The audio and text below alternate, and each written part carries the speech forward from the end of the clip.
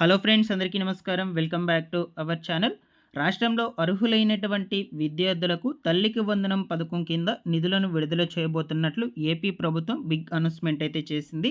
తాజాగా ఈ తల్లికి వందనం పథకం కింద రూ. 13,000 బ్యాంకు ఖాతాలకు విడుదల చేసేందుకు విడుదల తేదీని ఫిక్స్ చేయడం జరిగిందనమాట. ముఖ్యంగా ఏ తేదీ నుంచి ఈ తల్లికి వందనం పథకం కింద నిధులను విడుదల చేయబోతుంది మన ఏపీ ప్రభుత్వము. ఈసారి ఏ స్కూల్స్‌లో చదువుతున్నటువంటి విద్యార్థులకు ఈ రూ. 13,000 విడుదల చేస్తుంది. అలాగే ఈ యొక్క పథకం యొక్క ప్రయోజనాలు ఏంటి? అర్హతలు ఏంటి? ఈ పథకం కింద రూ. 13,000 రావాలి అంటే ముఖ్యంగా ఏమేం పనులు చేసుకోవాలి? ఇలాగా అన్ని వివరాల గురించి మీకు వీడియోలో క్లియర్‌గా చెప్తాను. మీరందరూ తప్పకుండా వీడియోనైతే ఎండ్ వరకు చూడండి. ఫైనల్‌గా మీకేమన్నా డౌట్స్ ఉన్నట్లయితే ఒకసారి కామెంట్ సెక్షన్‌లో కామెంట్ పెట్టండి. నేను రెస్పాండ్ అయితే అవుతాను. ఫస్ట్ టైం మన ఛానల్‌ని చూడడానికి వచ్చినటువంటి ప్రతి ఒక్కరు కూడా ఛానల్‌ని సబ్స్క్రైబ్ చేసుకునేసి పక్కనే ఉన్నటువంటి బెల్ సింబల్‌ని ఆల్ నోటిఫికేషన్‌ను ఆన్‌లో పెట్టుకోండి. ఇన్ఫర్మేషన్ నచ్చినట్లయితే లైక్ చేయండి గైస్. మీరు ఎన్ని లైక్స్ చేస్తే యూట్యూబ్ అంతమందికి ఈ వీడియోను రీచ్ చేస్తుంది. లేట్ చేయకుండా వివరాల్లో గనుక వచ్చేసినట్లయితే ఏపీలో ఈ 2026వ విద్యా సంవత్సరానికి సంబంధించి తల్లికి వందనం పథకం కింద రూ. 13,000 విడుదల చేసేందుకు విడుదల తేదీనైతే మన ఏపీ ప్రభుత్వం ఫిక్స్ చేయడం అయితే జరిగిందనమాట. ఓకేనా? సో వీటన్నిటి గురించి తెలుసుకునే ముందుగా ఈ యొక్క పథకం యొక్క ముఖ్య ప్రయోజనాలు ఏంటి? ఓకేనా?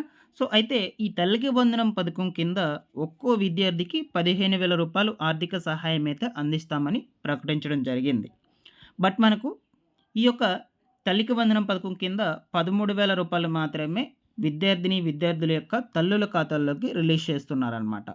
సో మిగిలినటువంటి రూ. 2,000 అనేది పాఠశాల నిర్వహణకు ఖర్చు చేసుకోవడం జరుగుతుందనమాట. సో ప్రతి ఒక్క విద్యార్థి నుండి రూ. 2,000 తగ్గించి రూ. 13,000 అనేది మాత్రమే వాళ్ళ యొక్క తల్లుల ఖాతాల్లోకి రిలీజ్ చేయడం జరుగుతుంది. ఒకవేళ తల్లిదండ్రులు లేకపోయినట్లయితే ఈ ఈ విద్యార్థులకు సంబంధించి ఎవరైతే ఆ డబ్బులను గార్డియన్స్ సంరక్షణల ఖాతాల్లోకైతే జమ చేయడం అయితే జరుగుతుందనమాట. ఒకవేళ తల్లిదండ్రులు ఉన్నట్లయితే వాళ్ళ బ్యాంక్ అకౌంట్స్‌లోకే అమౌంట్స్ అనేటువంటివి రిలీజ్ కావడం జరుగుతుంది. ఓకేనా? సో ఇలాగా రూ. 13,000 మాత్రమే ఖాతాలకు రిలీజ్ కావడం జరుగుతుంది.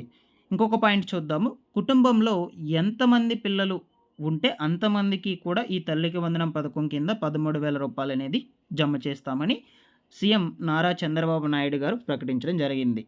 ఓకేనా? ఈ యొక్క తల్లికి వందనం పథకానికి సంబంధించిన అర్హుల జాబితాలు అనేవి గ్రామ వార్డు సచివాలయాల్లో అందుబాటులో ఉంటాయన్నమాట. సో మీరు గ్రామ వార్డు సచివాలయాలకు వెళ్ళి అక్కడ ఒకసారి డిజిటల్ అసిస్టెంట్ అధికారిని కలిసినట్లయితే అర్హుల జాబితాలను చూపిస్తారు.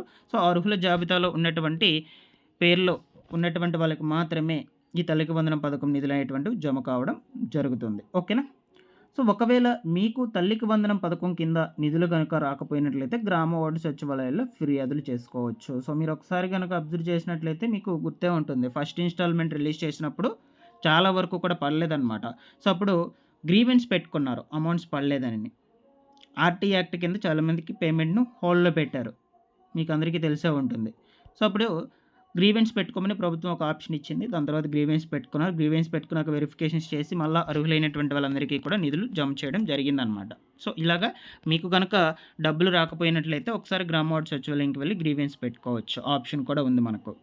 సో ఇలా అయితే ఉన్నాయండి మనకు ఈ తల్లికి వందనం పథకానికి సంబంధించిన ప్రయోజనాలు. నెక్స్ట్ అర్హతలు చూద్దాము. ఎవరెవరికి మాత్రమే ఈ తల్లికి వందనం పథకం కింద రూ. 13,000 వర్తిస్తుంది. ఓకేనా?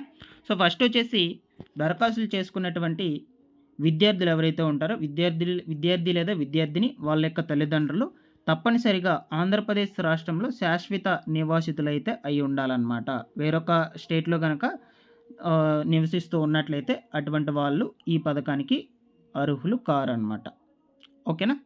నెక్స్ట్ కుటుంబ వార్షిక ఆదాయం ప్రభుత్వం నిర్దేశించిన పరిమితి లోపల సాధారణంగా ఉండాలి. గ్రామీణ ప్రాంతాల్లో వచ్చేసి నెలకు రూ. 10,000, పట్టణ ప్రాంతాల్లో రూ.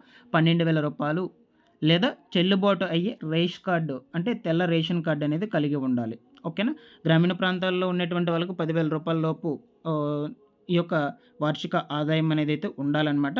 పట్టణ ప్రాంతాల వాళ్ళకి రూ. 12,000. ఓకేనా? ఈ యొక్క రూల్స్‌కి కట్టుబడి ఉండాలి ఖచ్చితంగా. ఈ రూల్స్‌కి అగెయిన్స్ట్‌గా ఎవరైనా ఉన్నట్లయితే సో వాళ్ళకి ఈ డబ్బులు అనేది అయితే జమ కావన్నమాట. అటువంటి వాళ్ళందరినీ కూడా అనర్హులుగా పరిగణలోకి తీసుకోవడం జరుగుతుంది. నెక్స్ట్ వచ్చేసి ఏ విద్యార్థులకు అంటే ఏ క్లాస్ విద్యార్థులకు మాత్రమే ఈ తల్లికి వందనం పథకం కింద జమ అవుతాయంటే, ఒకటో తరగతి నుంచి 12వ తరగతి అనగా ఇంటర్మీడియేట్ సెకండ్ ఇయర్ వరకు చదువుతున్నటువంటి విద్యార్థులందరికీ కూడా ఈ తల్లికి వందనం పథకం కింద రూ. 13,000 అనేది జమ కావడం జరుగుతుంది. సో, అప్పుడు మీకొక డౌట్ రావచ్చు. ఏ స్కూల్స్‌లో చదువుతున్నటువంటి వాళ్ళకి వస్తాయి అని. సో, దాని గురించి ఇప్పుడు మనం చూద్దాం. ఓకేనా. చాలామందికి కూడా ఈ డౌట్ అనేదైతే ఉండొచ్చు నాకు తెలిసి. సో, ఇక్కడ చూడొచ్చు విద్యార్థి ఆంధ్రప్రదేశ్‌లోని ప్రభుత్వ, ఎయిడెడ్ లేదా గుర్తింపు పొందిన ప్రైవేట్ పాఠశాలలో, జూనియర్ కళాశాలలో చదువుతూ ఉండాలి. సో, ఇటువంటి వాళ్ళకి మాత్రమే ఈ కళాశాలలో చదువుతున్నటువంటి వాళ్ళకి మాత్రమే ఈ తల్లికి వందనం పథకం కింద రూ. 13,000 అనేది వస్తుంది. ఓకేనా. నెక్స్ట్ ఇంకొక ముఖ్యమైన పాయింట్ చూద్దామండి. తప్పనిసరిగా విద్యార్థిని లేదా విద్యార్థులకు చదువుతున్నటువంటి వాళ్ళందరికీ కూడా కనీసం 75% హాజరు అనేదైతే ఉండాలని మనకు చెప్తూ ఉన్నారు. సో, 75% కంటే తక్కువ హాజరు గనుక ఉన్నట్లయితే వాళ్ళకి డబ్బులనేదైతే జమ కాదని అంటూ ఉన్నారనమాట. సో, మీరు కూడా ఈ బ్యాలెన్స్‌గా అటెండెన్స్ అనేదైతే మెయింటైన్ చేసుకోండి విద్యార్థులు ఎవరైతే ఉన్నారో. ఓకేనా. సో, ఇలాగా ఈ యొక్క పథకానికి సంబంధించిన అర్హతలనేటువంటివి ఉన్నాయి. సో, నేను మీకు స్టార్టింగ్‌లో చెప్పిన విధంగానే ఈ తల్లికి వందనం పథకానికి సంబంధించి ఈసారి ఎప్పుడు విడుదల చేయబోతున్నారు అనే డేట్స్ అనేటువంటివి అనౌన్స్ చేసింది మన ఏపీ ప్రభుత్వము. సో, దాని గురించి ఇక్కడ మనం క్లియర్‌గా చూద్దాము. సో, ఇక్కడ చూడొచ్చు ఈ తల్లికి వందనం పథకం కింద ఈసారి నిధులను జూన్ 12వ తారీఖు నుంచి ఓకేనా 15వ తేదీ లోపల జమ చేయనున్నట్లు సమాచారం అయితే రావటం జరిగిందనమాట.